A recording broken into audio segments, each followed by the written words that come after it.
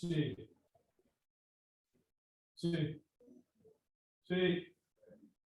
Diga.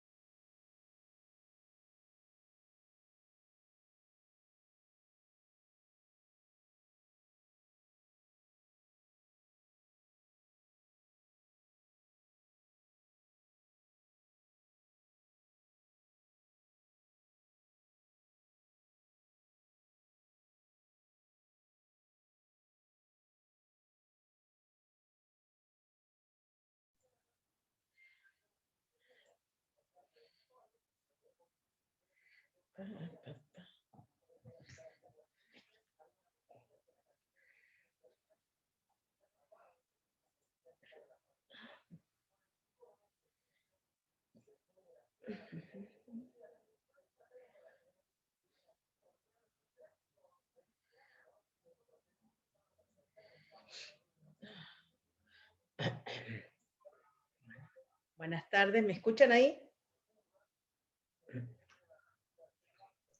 Buenas tardes, sí, se escucha, escucha. profe, buenas tardes. ¿Por casualidad les dijeron algo como si la evaluación sigue en pie, que va a ser presencial o no? No se sabe nada todavía.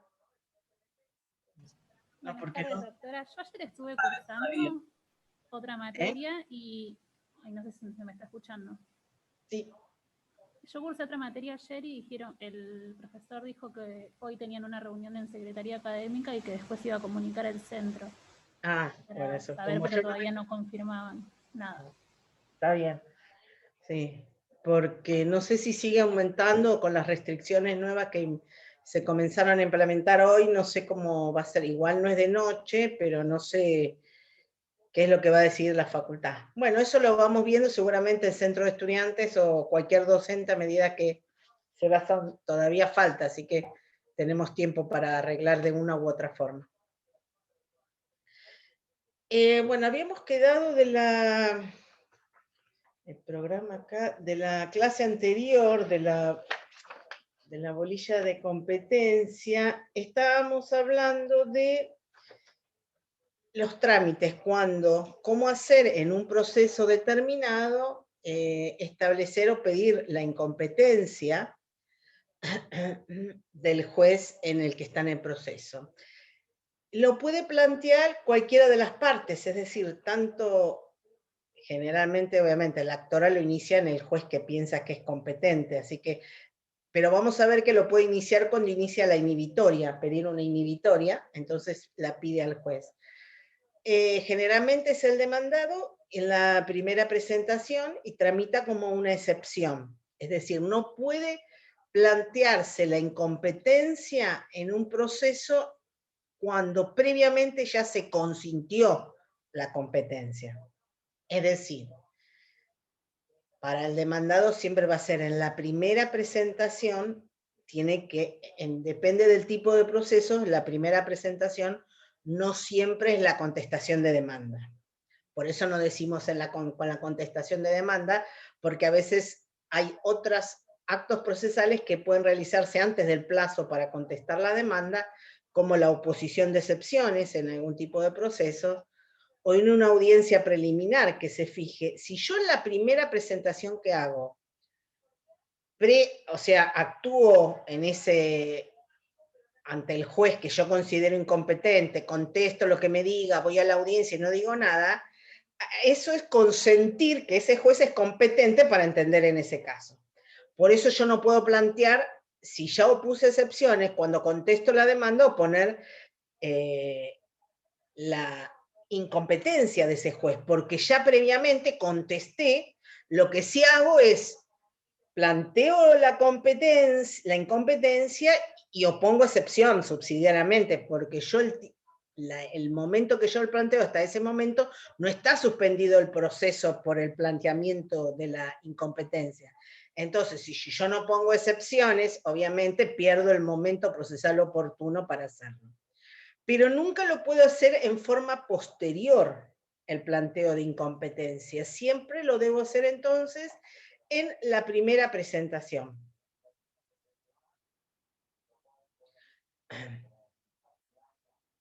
El código nos dice que el tema de la incompetencia lo podemos plantear siempre por declinatoria y además por inhibitoria cuando se trate de la incompetencia de jueces de distintos departamentos judiciales.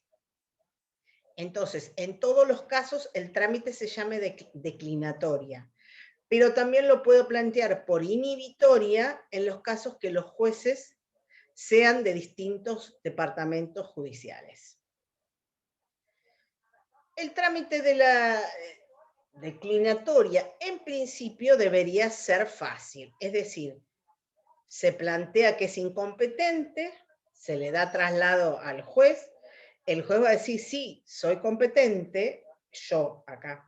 Generalmente, ¿qué hace? El demandado, supongamos, dice, no, es incompetente, y el competente es el juez, vamos a poner que tramita en el juicio, en el juez 1, y nosotros decimos, no, este juez 1 no es competente, el juez competente es el juez 2. ¿Qué puede hacer el juez? Va a analizar el planteo de competencia y va a decir, ah, sí, tiene razón el demandado, se declara incompetente y manda las actuaciones al juez que el que opuso la incompetencia de él considera que es competente. Lo manda el expediente al juez 2. Eso sería una forma sencilla. Ahora bien, cuando se plantea la incompetencia, el juez me dice, no, no, el juez 2 no es competente, soy yo competente. Entonces, ahí sí, eso con la declinatoria va al órgano, se puede apelar, y en la cámara respectiva va a decir si es no o no competente él para entender en ese caso. La inhibitoria es cuando hay dos jueces de distinto departamento judicial. Yo inicio el proceso donde hay uno iniciado que yo digo que es incompetente, entonces lo inicio en el competente, supongamos. Se inicia en Mar del Plata, yo lo inicio en Necochea y le digo al juez de Necochea, inicio la inhibitoria y dígale al juez de Mar del Plata que se inhiba de entender en ese juicio, porque en ese juicio el juez de Mar del Plata es incompetente. Ahí también es fácil. Llegado el momento, el juez de Mar del Plata dice, sí, tiene razón, si es competente el juez de Necochea. Manda el expediente y sigue todo tramitando en Necochea. El problema es cuando el de Necochea dice, el de Mar del Plata, perdón, dice, no, no, usted no es competente, el juez de Necochea, soy yo el competente. Ahí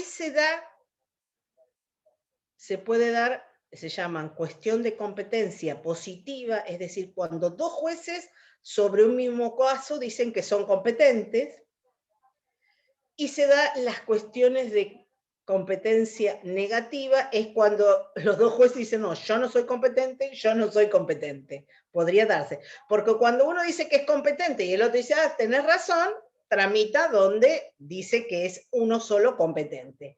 El problema es que pasa cuando los dos dicen que son competentes o cuando los dos dicen que no son competentes. Ese expediente queda sin tratar, porque un mismo proceso no lo pueden tratar dos jueces, y el que dice que ninguno es competente, ese proceso no puede quedar sin un órgano jurisdiccional que el Estado garantiza que cualquier persona tiene acceso a la justicia. En este caso, si todos, en este caso son dos jueces, declaran incompetente, también se está violando el derecho de acceso a la justicia del particular. Ya sea en los casos de competencia, en una cuestión de competencia positiva, es decir, cuando los dos dicen que son competentes, y en el caso, cuando se da una cuestión de competencia negativa, es decir, cuando los dos jueces dicen que no son competentes, lo resuelve siempre el órgano jurisdiccional superior. Y acá vamos a ver, dependiendo de qué casos, en algunos casos va a ser la Cámara y en otros va a ser la Corte. ¿Por qué? Supongamos que la cuestión se da siempre por el órgano superior común, el que resuelve la declinatoria e inhibitoria. Supongamos, si se da una cuestión de competencia dentro, positiva o negativa, dentro de un mismo departamento judicial, entre dos jueces civiles y comerciales, ¿quién será el órgano para resolver la cuestión de competencia? La Cámara. Apelación. Comercial. ¿Qué cámara? La apelación, el comercial. La Cámara Civil y Comercial. Muy bien, entonces, de dos jueces civiles y comerciales dentro de un mismo departamento judicial, el órgano superior común es la Cámara Civil y Comercial. Entonces, se elevarán las actuaciones que se hicieron en los dos, cuando uno dice que sí, que es competente, y el otro también dice que sí, o cuando el juez dice que no y el otro que no, esas actuaciones se elevan a la Cámara Civil y Comercial y lo resuelve. La Cámara en este caso va a decir, el competente es el juez 1, al juez 1 remite todas las actuaciones y al juez 2 le manda un oficio diciéndole, miren, tal cuestión, usted no es competente, o le dice, el competente es el juez 1. Y en caso de cuestión de competencia negativa, también si no, el competente es este, o sea, ninguno de los dos quería ser competente, pero usted es competente, y el otro no. Al que no es competente, le avisa a través de un oficio o exhorto, diciéndole que no es competente, y al otro le manda el expediente para que siga el proceso. Ahora bien, ¿qué pasaría entre un juez dentro del mismo departamento judicial, un juez civil y comercial y un juez de garantías? Resolvería Suprema. Corte.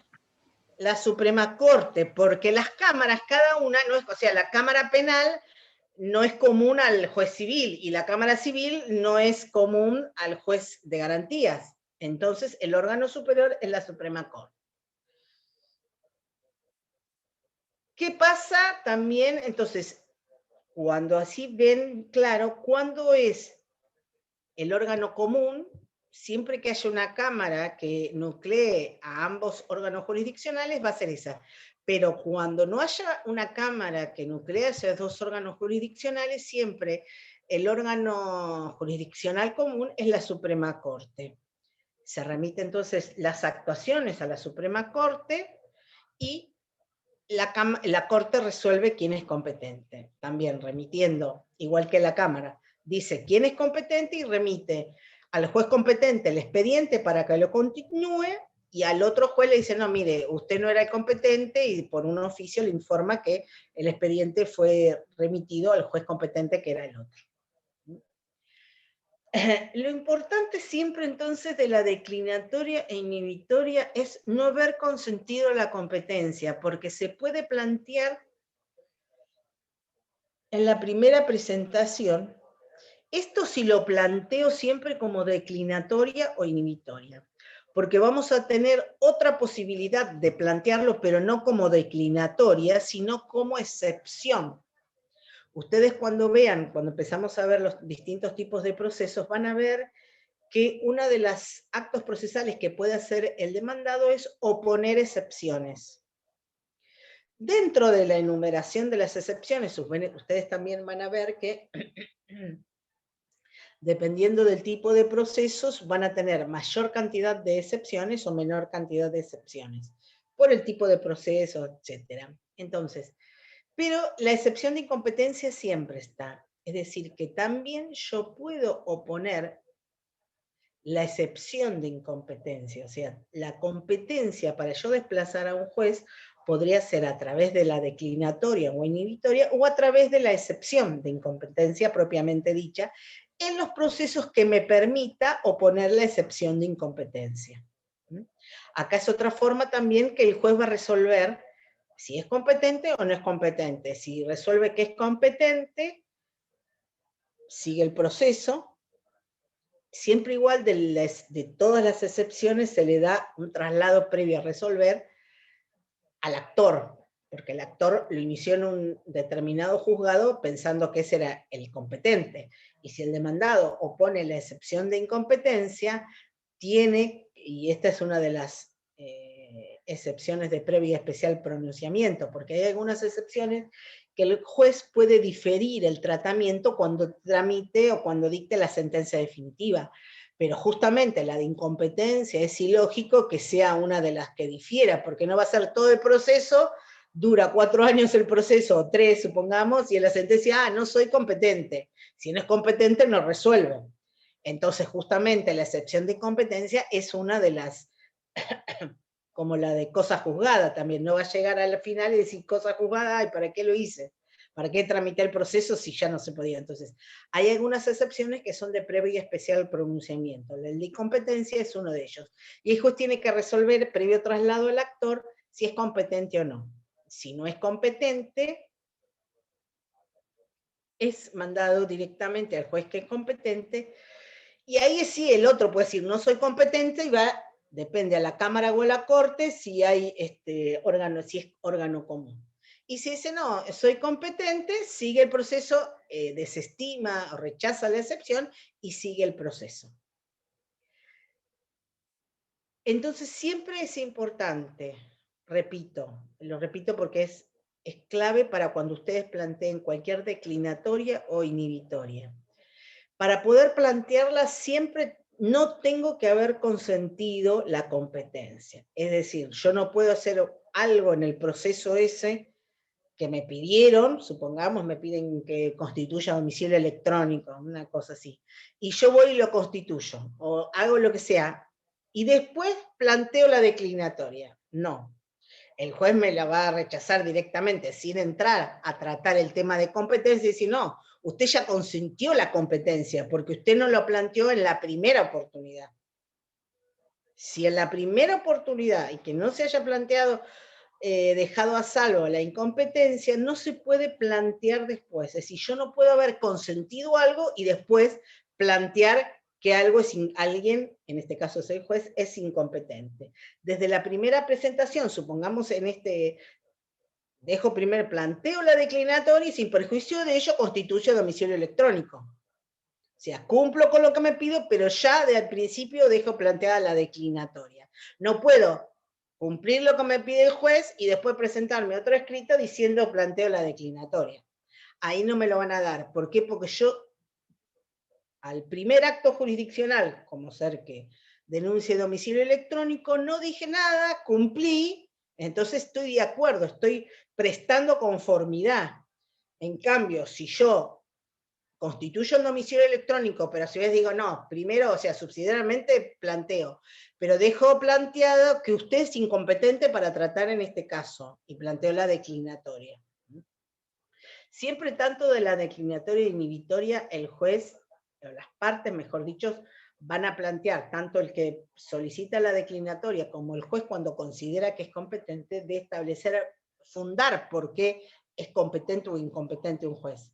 Es decir, no solamente si planteo la declinatoria y pido que el juez saque a este proceso porque es incompetente. ¿Y por qué? ¿Por qué es incompetente ese juez? Tengo que fundar. Yo no puedo plantear la incompetencia, la declinatoria o la inhibitoria pidiéndole que a un juez que le diga al otro juez que se inhiba de entender en esas actuaciones, pero ¿por qué? ¿Porque me gusta? ¿Porque quiero? No, tengo que fundarlo. El juez también, cuando al pedido ese de declinatoria y dice yo soy competente o yo no soy competente, lo tiene que fundar, es decir, va a tener que dictar una resolución donde diga por esto, por la jurisprudencia, por el artículo tal, por lo que sea, después puede estar equivocado o no, pero no puede decir sí, soy competente o no, no soy competente. Fundamenta, y con esos fundamentos es lo que va a resolver el órgano superior común, ya sea la Cámara o la Corte, va a decir, en base a estos fundamentos, y algunos que puede aportar también la propia Cámara o la propia Corte, en algunos casos ha cambiado la jurisprudencia, entonces voy a decir, no, antes era no y después sí, etc. Y establece un fallo, repito, entonces, que declara a un órgano competente y al otro incompetente. Al competente manda el expediente y al incompetente le avisa a través de un oficio diciéndole, en este caso el juez competente es este. Siempre recuerden que todos los que está fundado, tanto el que pide la declinatoria inhibitoria como el juez cuando se defiende o contesta el pedido de declinatoria o inhibitoria, siempre se basa en una cuestión de competencia, es decir, yo me tengo que fijar en el Código Procesal Civil, o en el Código Procesal Contencioso, en el Código Procesal, donde lo esté planteando la recusación, perdón, no, ya me confundí, la declinatoria, por una cuestión de competencia. ¿Dónde están las cuestiones de competencia? Es decir, ¿cuándo sé yo qué juez es el que tiene que intervenir? Tanto en el Código Procesal como en el de Derecho de Fondo. Es decir, si yo quiero ver alguna cuestión de un contrato, dónde es el cumplimiento, y yo inicio un juicio de cumplimiento de contrato, yo tengo que leer la parte de contratos del Código Civil para ver qué dice, quién, ante el juez de qué lugar tengo que ya hacer pedido, el del domicilio del vendedor, o del domicilio del comprador, o dónde está la cosa. Es decir, la ley de fondo dice dónde se acciona, es decir, dónde se inicia un proceso en caso de incumplimiento. Entonces me tengo que ver tanto las leyes procesales, en este caso el código, perdón, quería decir, o también el derecho de fondo. Si es un contrato, ver qué dice el contrato, si es una hipoteca, ver qué dice las hipotecas, donde yo en caso de incumplimiento tengo que iniciar el proceso. Si es una obligación de tal tipo, ver qué dice el código. Es decir, en cada cuestión que yo tengo que reclamar, tengo que ver tanto el código procesal como el derecho de fondo para saber dónde o quién es competente. Entonces yo sé dónde iniciar. Ahora hay algunas cuestiones que están vidriosas, o que no es blanco o negro, dice ni el código ni la ley, o da opciones.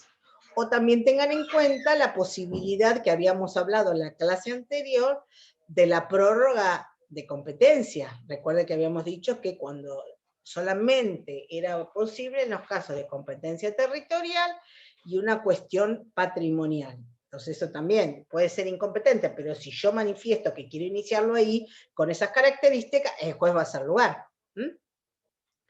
Entonces, siempre tengan en cuenta que yo quiero sacar, o quiero que deje de entender un juez en un proceso determinado por una cuestión de competencia, porque la ley dice que ese juez no es competente para ese caso concreto. Es decir, no tiene una de las características, o dentro de la jurisdicción no tiene competencia. Recuerden que habíamos dicho que la competencia es una parte de la jurisdicción, entonces no es lo que podríamos decir a nivel penal el juez natural, porque es como si fuera en una cuestión, es más fácil darse cuenta cuando vemos una cuestión civil y una cuestión penal. Si hay un homicidio, obviamente yo lo iniciaré en el juzgado, va a ser todo penal. Pero, supongamos que se inicia en el civil, ahí esa causa se está sacando del juez natural. Porque ¿qué es el juez natural? Es el que corresponde de acuerdo a las reglas de competencias preestablecidas. Y así se evita la elección de juez.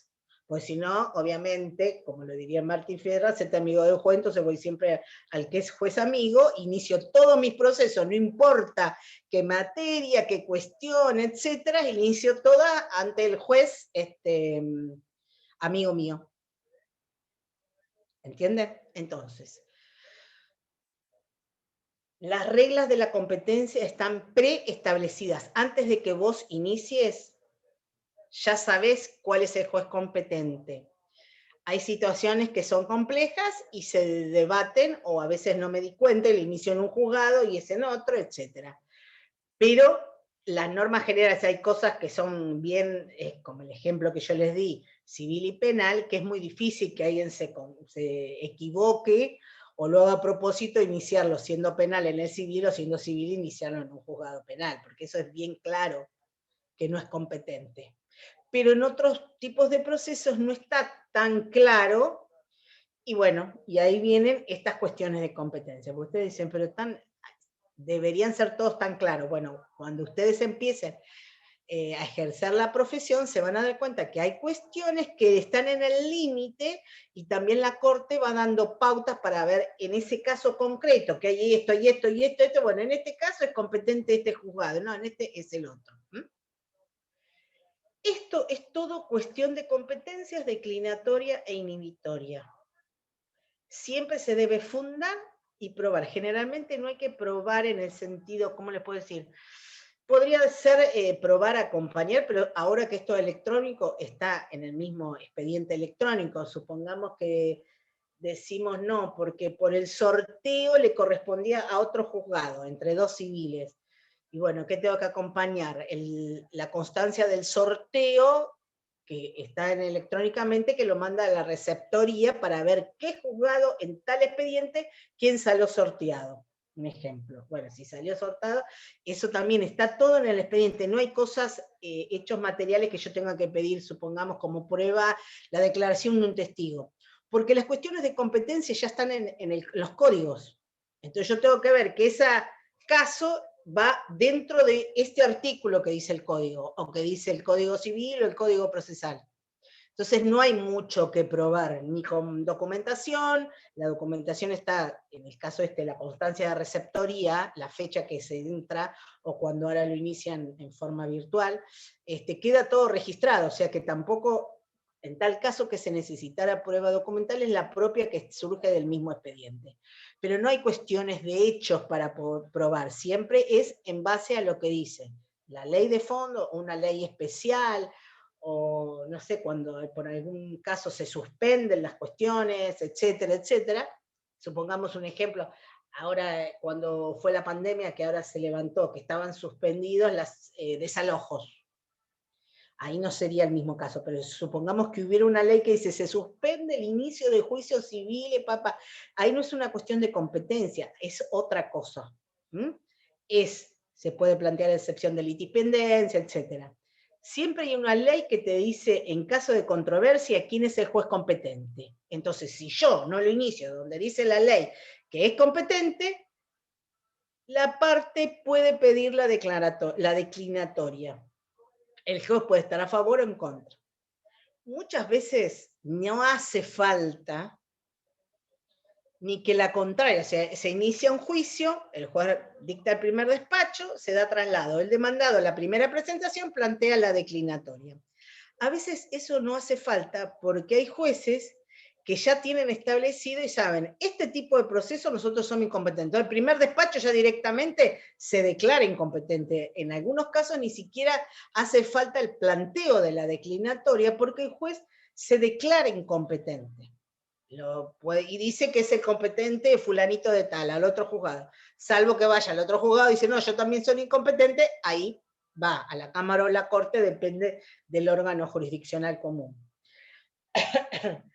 Pero los juzgados que tienen mucho tal vez trabajo, que sacan muchos despachos, no hacen este examen tan riguroso en cuanto a, salvo como les decía, penal y civil, que enseguida el despachante se va a dar cuenta y va a decir, mire juez, esto lo hicieron acá, pero nosotros no somos competentes, bueno, pero a veces algunos no, y bueno, y recién se dan cuenta cuando plantean la declinatoria y el juez o el secretario empieza a ver, ah, sí, esto está bueno, y ahí se declara incompetente o no, depende de cada caso. Entonces, lo que hay que tener en cuenta, entonces, para tanto declinatoria como inhibitoria, el planteo oportuno, no haber estado consentido la competencia cuando planteamos la declinatoria o inhibitoria, estar fundado, y lo que resuelve el juez, si no están de acuerdo todas las partes, mejor dicho, con el otro juez, va al órgano superior común, eso es lo importante,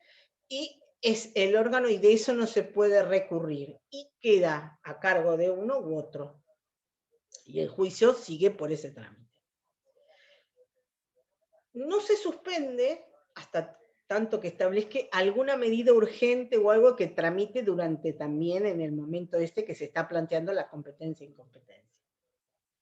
Esto entonces es con respecto a declinatoria e inhibitoria, que es para apartar a un juez porque no es el juez natural o no está, es el juez que corresponde de acuerdo a las reglas de competencia preestablecidas en los códigos procesales o en los códigos de fondo, o en una ley especial. Como en el caso de consumidor, cuando nosotros planteamos el acto de la OMIC, o del juez de faltas, que dice que pone una multa para poder, ahí dice la ley, es competente juzgado contencioso. Entonces, ahí directamente es una ley especial que dice quién es competente. Si uno va a plantear o impugnar un acto de juez de falta por la multa, ya sea por la ilegalidad, porque no está fundado, etcétera, no tiene causa, y lo inicia en civil, el civil se va de incompetente de acuerdo a tal ley y lo manda a contencioso. Entonces, se debe fundar, tanto que hace la declinatoria como el juez que resuelve si es o no competente, en las normas de competencia que están en el Código Procesal, el Código de Fondo o en leyes especiales. Y luego, una vez de esta, se sigue a quien el órgano superior común dijo que era competente. Recuerden entonces, la declinatoria inhibitoria solamente para sacar a un juez porque es incompetente. Vamos a pasar al otro tema que es parecido, pero no igual, que ya lo habíamos hablado en la otra clase, o lo mencioné, que es la recusación y excusación. La recusación también sirve para apartar a un juez, pero no porque es incompetente, es porque no es imparcial. Recuerden cuando habíamos hablado de qué era la jurisdicción, o el poder, la función jurisdiccional, habíamos dicho que era el poder deber de un juez designado por el Estado para resolver conflictos en forma imparcial entre particulares o entre particulares y el Estado. O sea, la imparcialidad que tiene que tener el juez es uno de los requisitos de la función jurisdiccional.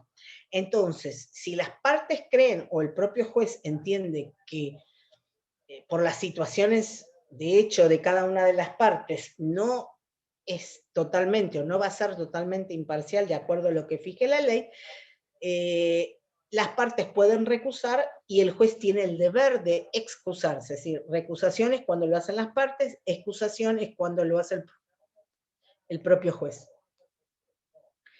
El código nos prevé primero dos situaciones de recusación. La recusación, el código dice sin causa, o sin expresión de causa, pero el término es que hay causa pero no lo expresamos. Dos tipos de recusaciones entonces plantea el código: la recusación sin expresión de causa y la recusación con expresión de causa. La primera, sin expresión de causa, inclusive no sé si está todavía eso, tendría que averiguar, porque el año pasado había, no sé si todavía tiene estado parlamentario, había un proyecto de reforma del Código Procesal Civil y Comercial de la provincia de Buenos Aires, que inclusive no sacaba como ser la recusación sin expresión de causa. Pero no sé si todavía tiene estado parlamentario, me parece que ya se tendría que haber vencido, eso tengo que averiguar. Donde entonces, todavía en nuestro código, el hoy vigente, está la recusación sin expresión de causa. ¿Qué quiere decir? Estas son expresiones, si ustedes me dicen cuándo lo hacía yo cuando era abogada, así abogada particular, era, supongamos, en un juzgado, en Mar del Plata, que hay 16 juzgados, uno ya sabe el criterio de cada juzgado en tales tipos de juicios, ahora porque ya es todo electrónico, pero en su momento, supongamos, uno sabía quiénes eran los empleados de mesa entrada, y algunos atendían bien, otros había que hacer cola 3 horas y en otros una, no sé, por distintas situaciones, y nada de lo que en definitiva sea por una cuestión imparcial. Era una herramienta más que en la primera presentación el actor, es decir, cuando iniciaba el proceso, recusaba sin causa al juzgado 4, supongamos, civil 4.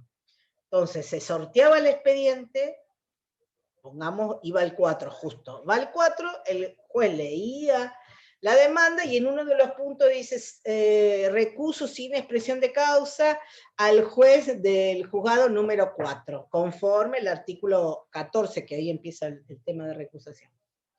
El juez directamente, justamente como es sin causa, el juez que hacía, lo único que analizaba era si era la primera vez, obviamente la demanda la primera vez, y decía, bueno, atento a la recusación sin causa, lo mandaba de nuevo el expediente a la receptoría, y la receptoría vuelve a sortear un juez. Ahí quedaba, no, es decir, como no hay causa, el juez no puede decir nada, y como es una facultad que tienen las partes de recusar sin expresión de causa, así se puede hacer. Obviamente, el demandado también lo puede hacer, pero una sola vez. Si hay varios demandados, una sola vez. No pueden, si son 5 demandados, cada una que se presenta recusada, y así va pasando el expediente. Como también se suspende el proceso, salvo las medidas urgentes, si no, ese proceso va a estar suspendido hasta que terminen los pedidos de recusación sin expresión de causa. Entonces, ese todavía queda, en muchos autores dicen que no es verdaderamente una recusación, y técnicamente no es, porque la recusación habíamos dicho, si nos atenemos al concepto, que es para sacar a un juez de que tramite en un proceso determinado porque va a ser imparcial. Y en esta no tenemos que decir nada, pero capaz, como decíamos, los abogados lo usamos como una herramienta para que no tramite ese proceso en un juzgado que no me gusta por algo en particular, pero no tengo una causa de recusación, como de las enumeradas en el artículo 17, que son con los cuales yo puedo recusar con causa. Entonces, tengo esta herramienta que es la recusación sin expresión de causa. Pero bueno, yo calculo para que cuando ustedes se reciban, porque próximamente se va a cambiar el código, en el proyecto de código no va a estar la recusación sin expresión de causa. Pasamos entonces a la que es verdadera, o lo que tiene sentido en este caso, que es la recusación con expresión de causa. Acá entonces la ley enumera varias causales en las cuales la ley entiende que el abogado, las partes o el juez tienen alguna situación especial por las cuales el juez no va a ser imparcial para resolver ese proceso. Una de ellas es el parentesco, es decir, obviamente, dice, entre el 4º grado de consanguinidad y segundo de afinidad con las partes o los abogados. Es decir, cuando el juez tenga parentesco en el 4º grado de consanguinidad o segundo de afinidad con algunas partes, es una causal de recusación. También cuando los parientes en 4º grado y segundo de afinidad tengan conflicto con algunas de las partes o abogados. Cuando el juez haya sido abogado de alguna de las partes, ya sea del abogado o del actor, de la parte concretamente. Cuando haya sido acusado por la parte o por el abogado. Cuando el juez es acreedor o deudor de alguna de las partes, dice, excepto que sea un banco oficial, porque obviamente los jueces pueden tener créditos, deudas con algún banco, pero si el banco es oficial, ahí no es una causal de recusación.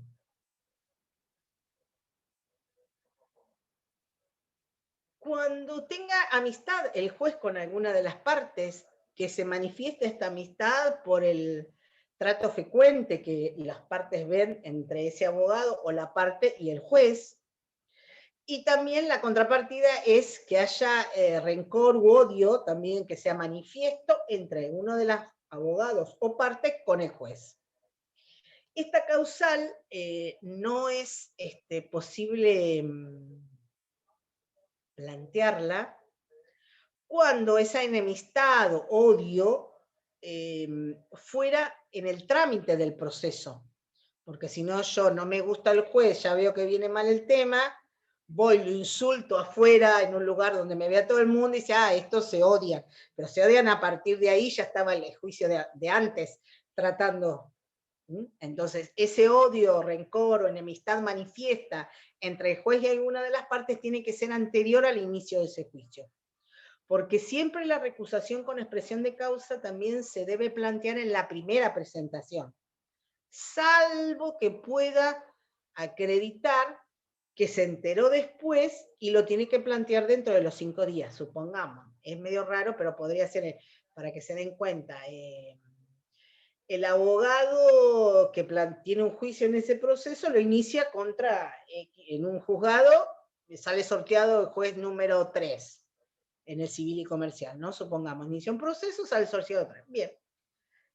Empieza el juicio, al otro año, supongamos, la hija del abogado se casa con la hija del juez. Ahí es una cuestión por las cuales estaría una causal de recusación de acuerdo al 17, pero bueno, se da después y por las razones de la vida, entonces ahí, desde que se opera, 5 días tiene, desde que toma conocimiento, y ya sea la contraria o el mismo juez, que es la contracara, habíamos dicho, que es la excusación. El juez tiene la obligación, porque si ustedes ven el artículo de excusación, dice deberá, es decir, no que queda librado. O sea, el juez cuando generalmente los juzgados, supongamos, si él tiene parientes a través porque los hijos están casados con abogados, la mujer también, etcétera, los empleados ya saben qué abogados con los cuales se excusa, entonces directamente llega un juicio y está tal abogado de los juicios, los jueces, el juzgado, perdón, tiene una lista de los jueces con los cuales se excusa, entonces ya directamente el empleado sabe y hace el despacho de excusación, ¿no? Pero a veces los jueces firman rápido, los empleados no saben o no se dio cuenta y tramitan hasta que el demandado se presenta y dice, no, por recuso con expresión de causa, por el artículo 1, del inciso 1 al 17, por parentesco, ¿no? Ahora bien, ¿qué pasa cuando, entonces habíamos dicho que la recusación con expresión de causa debe ser planteada en la primera oportunidad? Estamos hablando de primera instancia. Ahí en el chat, recién lo veo. ¿Qué pasa?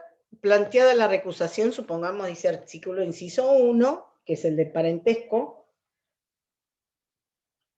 Y el abogado dice, bueno, vengo a recusar porque él es, no sé, yerno del abogado de la contraria. El juez dice, sí, tiene razón, no sé, se omitió papá, me excuso de entender, tú vuelve a la receptoría y se sortea otro juez civil y comercial. Eso sería lo más fácil. Y en las cuestiones de parentesco también es bastante, o sea, claro, es de necio si el juez diría no es cierto y todo el mundo sabe, o se puede acreditar fácilmente si está casado o no con el hijo de una persona, ¿no? Las difíciles de probar y las que traen mayores controversias son las cuestiones como la de amistad y la de enemistad.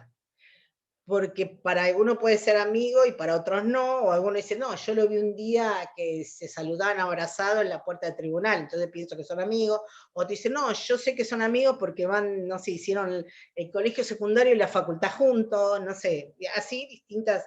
Cuando yo planteo en esas cuestiones, debo fundar y ofrecer pruebas. ¿Para qué? Para el caso de que el juez diga, no, yo no estoy dentro, o sea, yo planteo, recuso al juez con causa basado en el inciso 8 o 10 del 17 por enemistad o por lo que fuere. Y ofrezco, para el caso de que el juez diga que no, ofrezco como testigo a fulanito de tal, ofrezco la prueba que con la que voy a demostrar que él es amigo. El juez, presentado ese escrito, puede decir, no, yo no soy amigo de tal persona. El juez va a tener que fundamentar por qué no es amigo, y eso se hace un incidente y lo resuelve la Cámara. Es decir, cuando la recusación planteada, el juez dice, sí, tiene razón, me excuso, estoy dentro de ese inciso, de esa causal que enumera el 17, ahí termina y se sortea un nuevo juez. Perfecto. El problema es cuando el juez dice, no, yo no estoy dentro de esa causal, no soy deudor, o no soy pariente, o no soy enemigo, no soy amigo, o lo que se le esté planteando. En ese caso, el juez también tiene que probar, se habrá pruebas si es necesario, y una vez producidas las pruebas, la Cámara es la que resuelve siempre. sea, el órgano superior va a resolver, mire, usted juez, sí, está dentro de esa causal, por favor, no intervenga más y manda a la receptoría a soltar 9 Gs.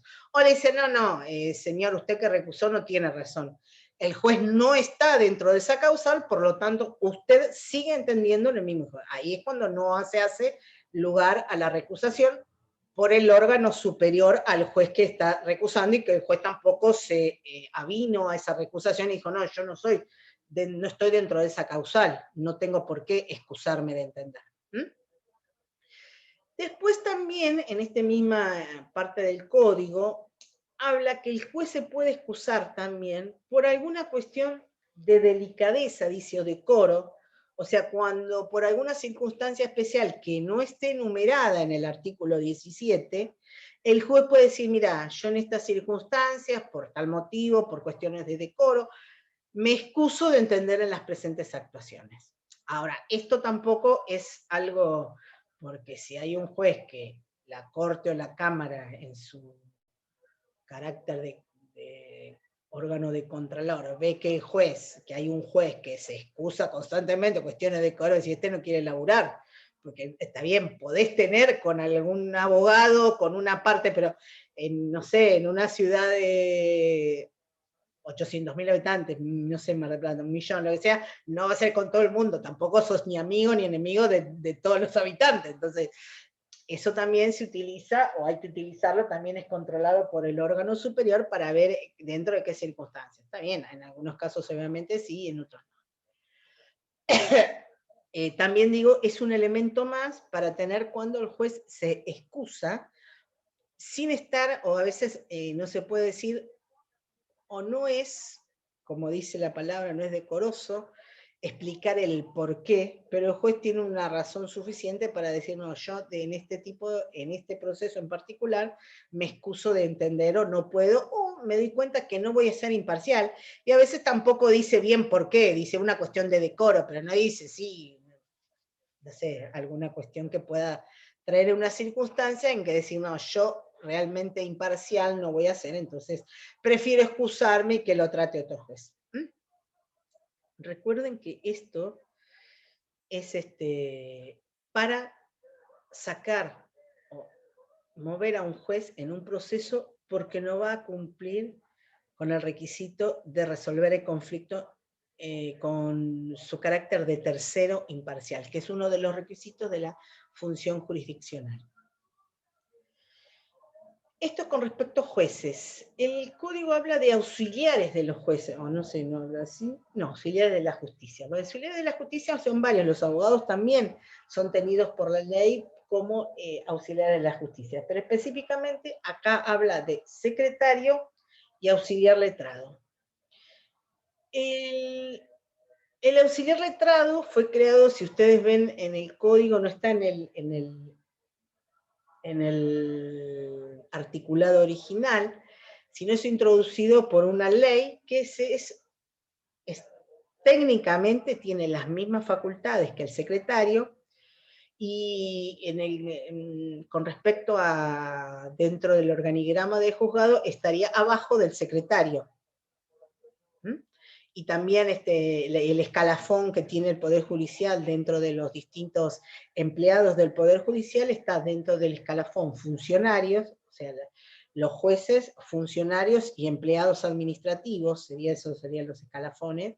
Dentro de esos escalafones, dentro de funcionarios, están los secretarios y prosecretarios o auxiliar letrado. Prosecretario es lo mismo que auxiliar letrado.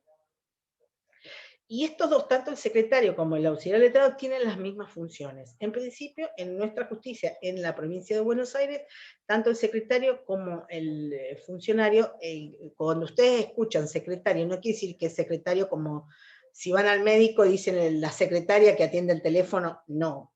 Es primero, es secretario del juzgado, no es secretario del juez. Es una parte del juzgado que en principio tiene una función fedataria. ¿Qué quiere decir la función fedataria? Que hace la función del escribano, da fe o puede certificar distintas actuaciones como los papeles, las cartas poder, etcétera, o certificar fotocopias, o certificar que se hizo tal cosa en tal proceso, o certificar que el expediente tal es tal cosa, o sea, tiene ese poder, se llama poder fedatario, que lo tienen entonces en el juzgado el secretario y el auxiliar letrado. ¿Puedo preguntar Eso. algo? ¿Eh? ¿Puedo preguntar algo? ¿Estamos ¿Sí? hablando del artículo 38? Exactamente, sí, por ahí están los de secretario. Profe, ¿puede repetir quién tenía el poder fedatario? Lo tiene el secretario y el auxiliar letrado dentro de cada juzgado. Y es el poder como el que tiene el escribano, si ustedes habrán hecho poderes o una escritura pública, bueno, el secretario y el auxiliar letrado no es que van a hacer una escritura pública, pero dan fe, o sea, su firma, cuando ustedes, el secretario firma, certifico que esta fotocopia es igual a la original, estoy certificando y doy fe de eso. Eso la ley autoriza y tiene el secretario y el auxiliar letrado o prosecretario tienen ese poder. O sea, cuando ustedes buscan alguna, ahora cada vez menos porque es todo electrónico, pero si ustedes buscan algo certificado, una fotocopia certificada en un juzgado, lo van a ver que está certificada no por un escribano, porque el juzgado no tiene escribano, pero sí por el secretario o el prosecretario, que son los que pueden dar fe dentro de un juzgado de las actuaciones. Cualquier informe o certificado se da a través del secretario o prosecretario.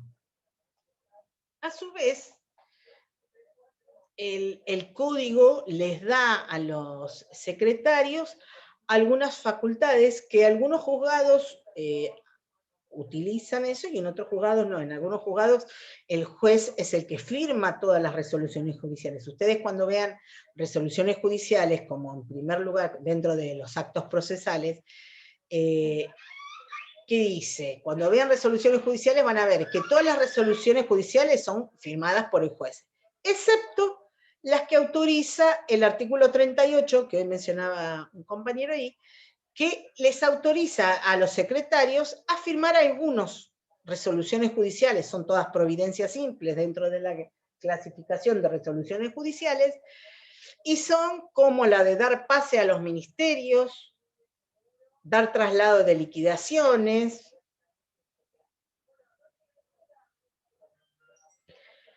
devolver los escritos que están presentados en forma errónea.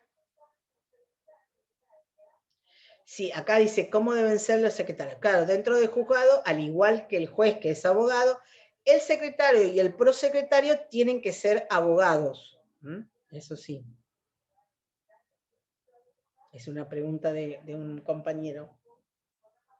Después, todos los demás empleados no son abogados, o no se les exige para ser oficial mayor, oficial primero, oficial segundo, auxiliar tercero. O sea, la parte administrativa no es obligación que sean abogados. Si bien en la actualidad muchos juzgados tenemos dentro de la planta, más allá que sean administrativos, casi todo el personal son colegas. Pero no es un requisito para el cargo. En cambio, para el cargo de secretario como prosecretario y obviamente para juez, sí es necesario tener el título de abogados.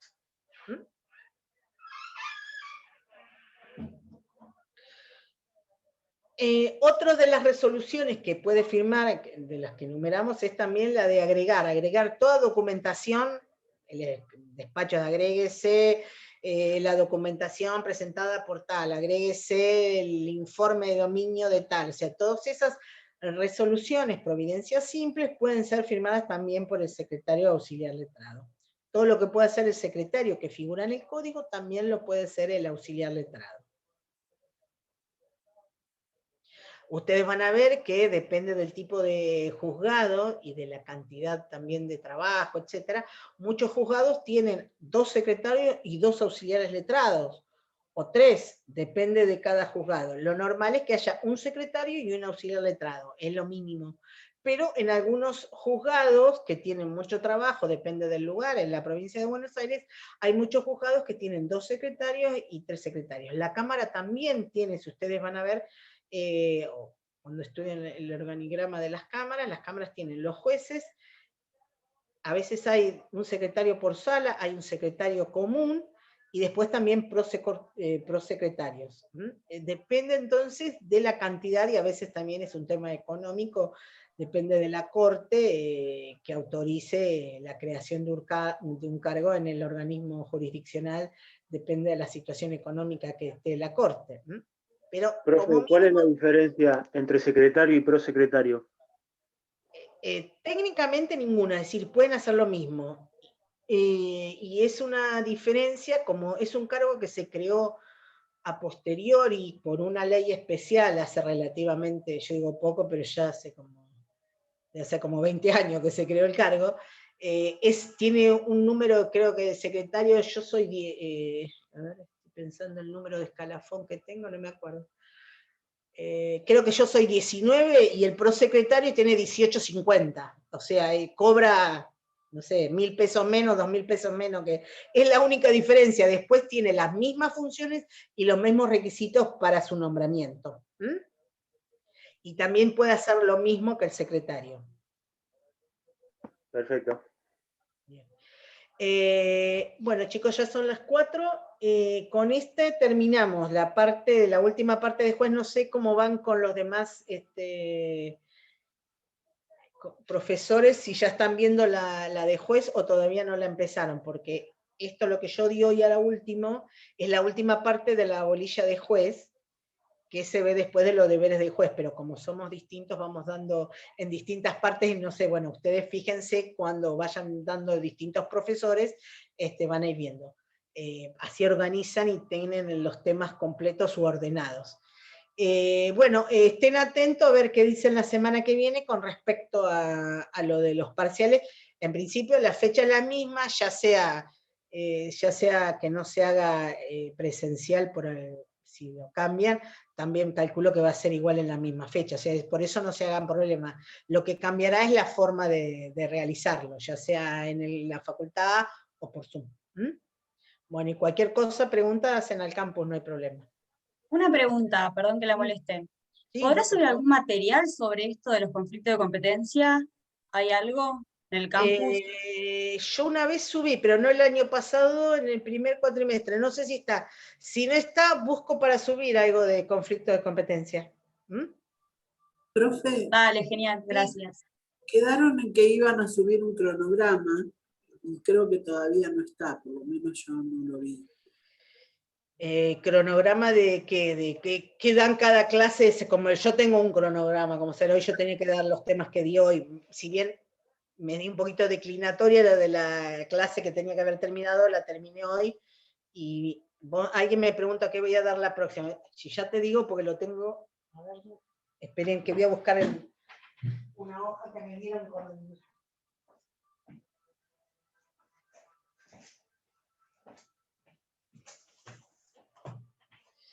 Acá yo tengo, hoy es viernes nuevo, yo bolilla 4, puntos 4 y 5, recusación funcionaria. Bien. El lunes 12 dice doctora Giovanello, bolilla 5, puntos 3 y 4. Miércoles 14, doctor Verdi, bolilla 5.1. El viernes que viene va a dar la doctora Novoa, bolilla 5.5, conciliación y arbitraje. Hasta ahí lo tengo yo. No sé si eso es lo que me preguntaba, no sé, bueno, me preguntó a mí. Yo voy a dar ahora, que me acuerdo, acá, la próxima clase de acumulación de procesos, voy a dar yo la próxima clase. Esto se lo pueden pedir al doctor Verdi, o si no el lunes a la doctora Giovanelli, si va, para que lo suba al campus también, y ahí está para que todos puedan ver qué se da cada clase. Sí, porque habían quedado que lo iban a subir, pero... ¿Y quién lo iba a subir? ¿No saben quién les dijo? Mira, Nico, es que nosotros no tenemos ayudante alumno, profe, entonces nadie lo había subido. Pero ¿por qué no tenés? Si tenemos. No hizo nada todavía, pero tenemos. Bueno, no sé. Ayer estaban hablando de eso en la plenaria. Yo... No, la comisión no tenemos. Primero nos habían dicho, se ve que cambiaron. Creo que la semana que viene van a decir quiénes, o sea, No me acuerdo ahora cuántos ayudantes alumnos hay, pero uno es para nuestra comisión, pero no sé quién de los que están, los que ganaron. Capaz que la semana que viene recién... Ayer designaron a la chica de la plenaria. Ah, claro. Bueno, entonces ya deben estar, el titular debe estar por designar de los demás el ayudante alumno para esta comisión. Si ya la tenemos o algo, cualquier cosa, ahí dice, para la plenaria Delfina Reta, creo que se llama. Puede ser el nombre, lo ubico dentro de los ayudantes alumnos, pero no sé para qué está destinada. Y si no, el lunes le preguntan a la doctora Giovanello, que capaz que ella puede averiguar o sabe más. ¿Mm? Bueno, hasta la semana que viene. Chao, profe, gracias. Cuídense. Hasta luego, chau.